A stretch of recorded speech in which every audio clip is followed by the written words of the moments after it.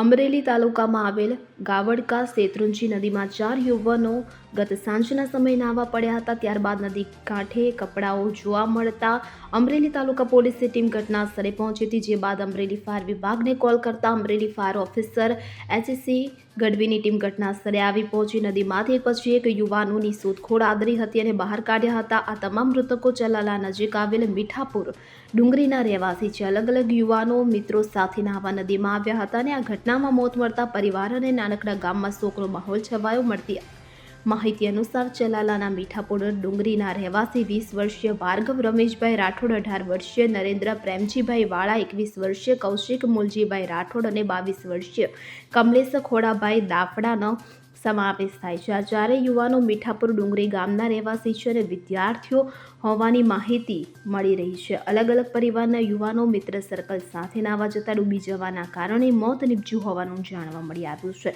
Fire વિભાગ દ્વારા ચારેય યુવાનોના મૃતદેહ બહાર કાઢવામાં આવ્યા હતા. જે બાદ અમરેલી સિવિલ હોસ્પિટલમાં યુવકોના મૃતદેહને પોસ્ટમોર્ટમ અર્થે ખસેડવામાં આવ્યા હતા.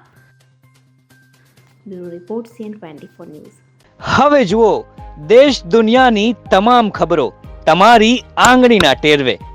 ઉઠાવો મોબાઈલ અને Google Play Store પરથી ડાઉનલોડ કરો અમારી CN24 ન્યૂઝ મોબાઈલ એપ.